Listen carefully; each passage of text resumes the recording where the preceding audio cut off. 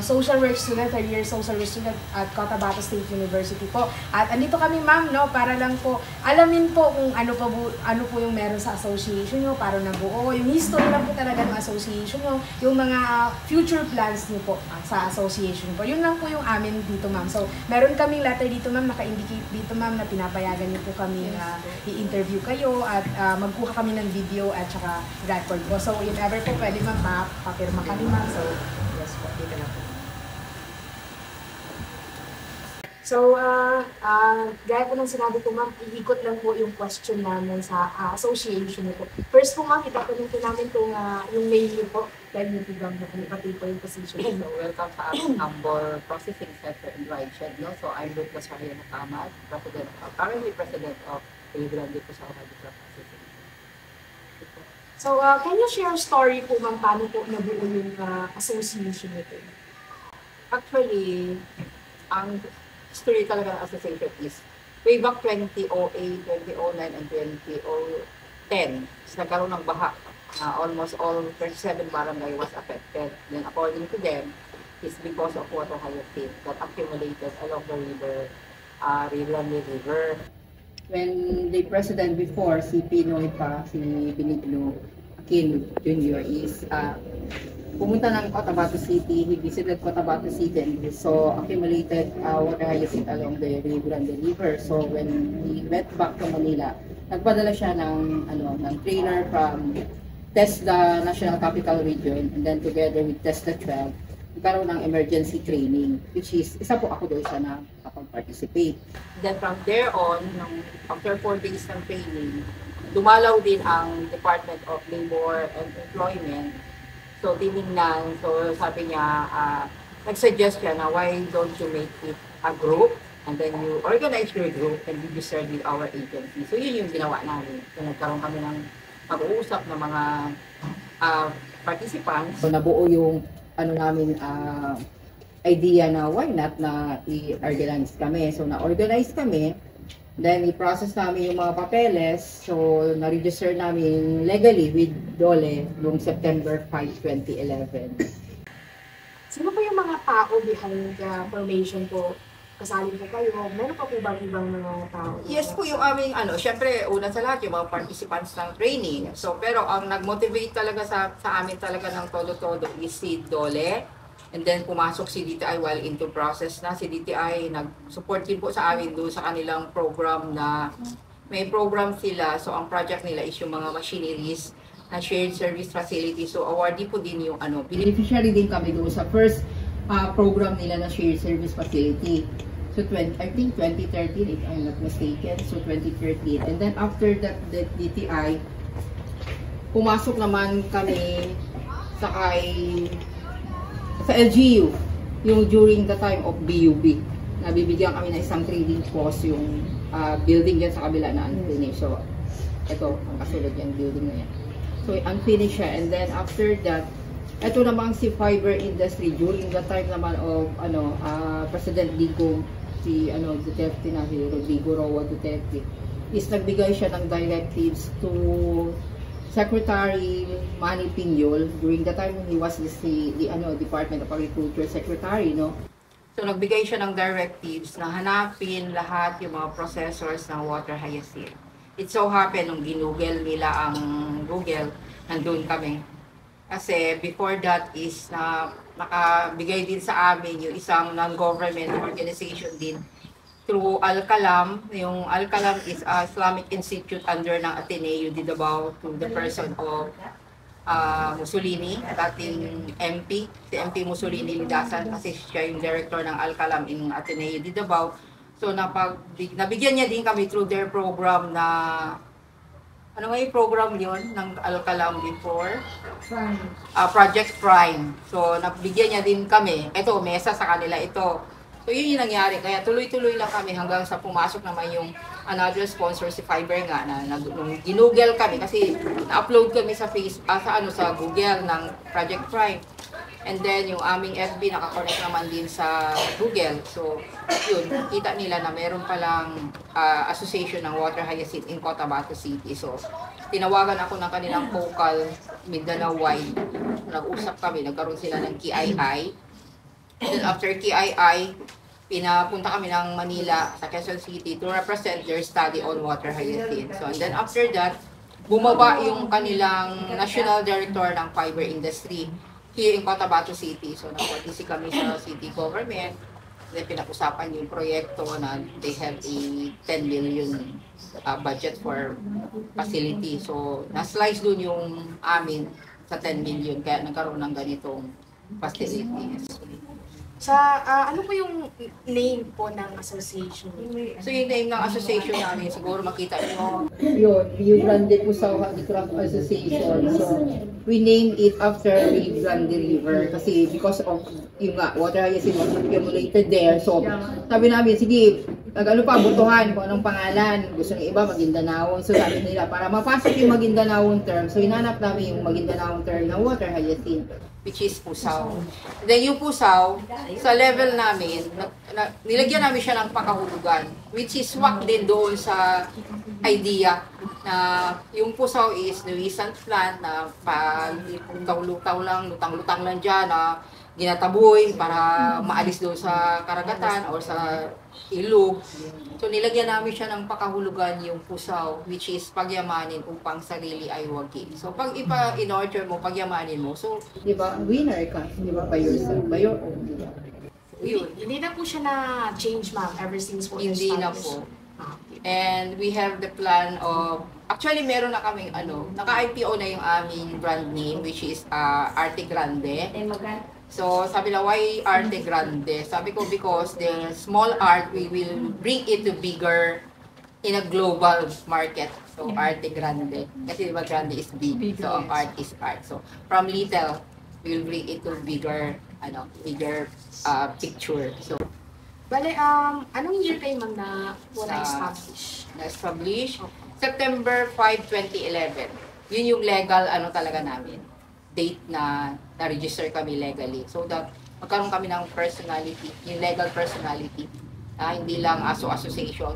So, anong type po ng organization nyo? Association, cooperative? Association po. Association.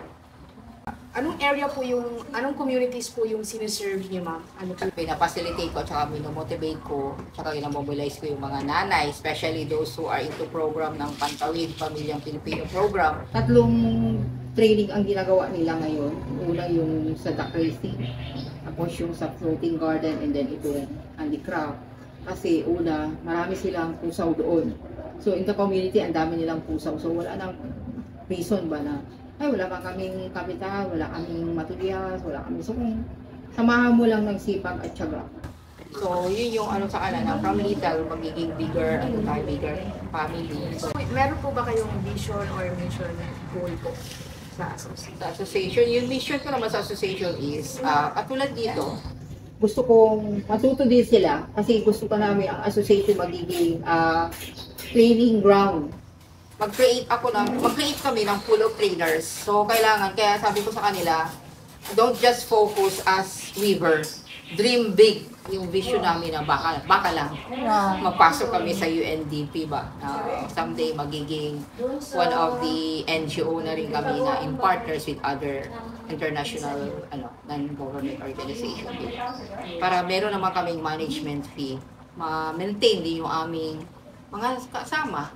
Kasi, syempre, kitaan dapat.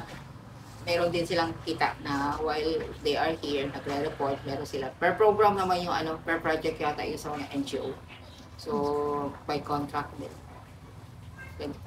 So, ilan kayo ma'am sa, sa member niyo po sa association? 26 po ang legit na register with DOLE. So, ngayon, parang ko siya yung parang nire-reactivate ko siya with BOLE kasi since Barm Region tayo. So, i-reactivate ko siya with BOLE. Nag-stick lang din ako sa 26 members. Hindi na ako nag-add. So, kung may mga additional man is, na lang yun, internal na lang arrangements. So, can you share ma'am sa structure niyo po, sino po yung president? So, yung structure namin is una General Assembly. Yes. So, and then after General Assembly is President, and then Vice President, Secretary, and then Treasurer, Assistant Treasurer, and then Auditor. Meron kaming Sergeant at Arms din, and then meron kaming Marketing Manager, Then may manager din kami in-house, yung si Leonie Tampos, manager yun siya in-house. And then, ako I stick to marketing din at the same time. And then, meron lang kami mga trainer na. Sa membership nyo naman po, ma'am, paano po yung way na mag-a-apply nila? Meron po bang binabayaran or anything po na... Yes po. Pag once na gusto nilang magpa-member, yes po. Ngayon, tumaas yung aming membership fee. Kasi napag-usapan dati kasi parang 200 lang kami. So sabi niya, way back 2011 pa yun. So ngayon, 2025 na, same pa rin. So ginawa namin 500, pero staggered payment. Staggered siya. Hindi namin sila pinipwersa kung kailan nila bayaran. So staggered siya para medyo liwiran din sa kanila ba, maluwag. And then 30 pesos ang monthly dues namin. So doon sa monthly dues is doon namin kinukuha yung operation namin. Pero as of now, parang hindi pa man din namin doon kinukuha. Parang wala pa naman din kami binimaintain kasi itong building free, yung light and water namin naka-subsidize sa government. Yes. Diba? Kasi kumbaga, parang shower masyado yung aming association, no? Kapal masyado ng mukha ni Rio Grande, di ba? Everyone po ba sa community, ma'am, is pwedeng mag-join or mayroon kayong Kuha naman po. Pinapadaan namin sila sa training. And sa decision making naman po, ma'am, paano kayo like voting po or... Sa General Assembly po, voting. Yes. Pero nung nangyari, nung ako na as first interim, nung parang feeling nila siguro na hindi nila carry magdala ng association, so by unanimous vote, ako na yung nakaupo. So, yun. Sa program and services nyo naman po, ma'am, ano po yung currently na program na running po sa inyo ngayon, may ginagawa nyo po? Yun nga ngayon, yung training na plano na, and then meron na kami mga target beneficiaries, yung nga sa dump site, yung mga nanay doon. So, dito sila kanina, parang nag-benchmarking sila. So, yun sila, ma'am, as of now, and then yung back-to-back na after. And then, meron pa pala kami i-serve na isa pang agency ng, parang, yung sa PWD, yung charcoal naman sa kanila, and ito, 3 days na handicraft, and then after handicraft, back-to-back charcoal. Meron na kaming machine, ma'am, kasi humingi ako sumulat ako kay MP Arnado, and then nakipag-usap din ako kay MP Suharto Ambulugto. So, nag-commit si MP Arnado ng isang briquette machine na kukunin pa namin sa Pagalungan. And then si MP Ambulugto naman is nag-commit siya for office equipment, and then yung sa mga pagkain sa training, so nag-commit siya. So, yun pa yung paplansyahin namin kung kailan namin ikakanla. So, paano niyo po, ma'am, ina-assess na yun po yung need ng community niyo, ma'am, doon sa project po na sinabi niyo? Yan. Kasi una sa lahat, nandun yung resources sa kanila. Yes. Pusaw, ang daming pusaw doon. Madaanan mo along the way going to the dump site sa poblasyon na yun. Ang dami, anywhere marami kang makikita. So, una, ang resources na dyan sa community. No need to go to other places para lang bumili and then, di mo na kailangan ng malaking kapital. Kailangan mo lang yung skills, and then yung sipag at syaga. So, doon naman sa assessment ng bago kami nag-conduct ng mga beneficiary, nagkuha ng beneficiary, nag-suggest ako ng social preparation. Kasi, sa base sa experience ko, parang, sige, out of training, sige, attend. And then after training, what's next? So, wala. Useless yung resources, yung pera ng gobyerno, yung time ng resource person, yung time ng nag-facilitate, yung effort ng nag-facilitate, especially the LGU. So, sayang lahat yun. So, if hindi sila socially prepared at alam natin na yun yung passion nila, sayang yung training. Ayaw kasi, sa panahon ko lang kasi ngayon, parang ayaw pong mag-conduct ng training na hindi naman pala nila love yung craft. Tapos asal-asal buo. Ay, sayang. So, paano po kayo, ma'am, naghahanap ng fund, government din po, at saka mga agencies from the locals din? Kasi hindi na ako nahirapan sa fundings, ma'am, kasi ang dami na nag-pledge. Yeah. Yung kanina dito, parang yung pledge sila. Kaya kailangan namin ayusin yung papel. Kasi pag NGO talaga, makutiyan sila, ma'am. Kailangan detail. Yes, po. Detail yan sila. So, ngayon, yung dream ko na magkaroon ng access with the NGO, ito na siguro yun. yung dream ko na pray ko rin na sana. Kasi para ma-address ko rin yung pangangailangan ng mga members na magkapera rin sila. Kasi syempre may management fee. Diba? Yun din po yung next question, ma'am. May challenges po ba kayo sa na-face na sa pag-access po ng funds from the... Yes, meron. Kasi hindi talaga mawawala yung challenges. Una, Siyempre, problem itong association na ito, and yet parang inako ko lahat. Kaya minsan, kung kaya kong i-keep na lang sa sarili ko yung gusto kong gawin, kinikip ko. Pero kung hindi, pero sinasabi ko rin sa kanila. Pero syempre, hindi naman na beyond my control yung kanila. At saka pagiging mindset nila, iba rin. so, inaano ko na lang sila. Ina-motivate ako. Ganito kasi ang gusto kong mangyari sa association natin. So, di ba, lagi yung sinasabi sa akin na sana meron kayong per day or sana pag gumagawa, mabayaran agad. So, sabi ko, walang pondo ang association. We need to have access to funds ng capitalization. So sa ano naman po natin, sa community involvement nyo, ma'am, ano po yung mga specific na needs ng community na ina-address nyo? Kita, yung livelihood, kita kasi lagi pera. Kita araw-araw, pagkain araw-araw. So kaya ang ginagawa namin dito, within our group, meron kaming into food. So may trainer din kami ng food, yung si Leonie, yung aming manager. So may food din kami. Siomay, mga deboning ng bangus. So lahat ng training na nadaanan namin, yun na rin tinitrain namin dito under Rio Grande. So, sa ano nyo, ma'am, can you share po any stories na, successful stories po, yung mga project ninyo na naging successful po? Ito ma'am, hindi successful siya. Pangalawa, nakapag-graduate ako ng isang social work din. May mga partner kayo, ma'am, na networks or agencies? Ngayon ma'am, I may partner with ILO, saka ng city government, yung sa city agri. Paano nila po kayo natutulungan within the organization? So ano ma'am, patuloy promotion. Promotion, grabe promotion. Katulad yan, yung ILO ay, kung naman alam na yung ILO, magkaroon kami ng connection with ILO, no? Nakikita ko lang, ano kaya yung ILO? Diba? Pero since labor registered man kami, so dito talaga pala kami ma-fall sa kanila na ahensya. So because of city agri, so nagkaroon ako ng connection with nag-access sa ILO. Sila si ILO naman, gano'n. Kaya pasok naman kami sa UNDP. Diba? Yung una. And sa challenges and opportunities po, ma'am, within those years po na pag-establish ng association, ano po yung mga na-face ninyo na challenges po? And paano nyo po siya na-overcome? Ay, dami kong challenges lang. Dami. Una, away-away. Kasi, syempre, ikaw ang marketing. Sige, sila gusto maging president. Sige, president kayo dyan. So, and then, yung haharap ka sa malalaking tao. At first, takot pa ako kasi mahiya ako. Maala dyan, kayo na dyan. Kasi ano. Pero wala, kailangan mo talagang harapin. So, mas lalong nakapag-motivate sa akin daw may mga challenges. Yung sa trade fairs, konti lang madala ko product. Kasi ang iba, hindi gumagawa. Alangan ako pang mag-marketing, ako pang gagawa ng product. So, ang nangyari, gawa ako days before ng trade fair, ng schedule ng trade fair. Kahit konti lang yung products ko, pinupuntahan ko talaga. Kasi hindi naman ang purpose ng trade fair is just only selling. One purpose of trade fair is promotion. So sa mga ano niyo naman po, ma'am, sa mga may mga ginagawa po ba kayo, ma'am, or opportunities na para mas lumago pa po yung association?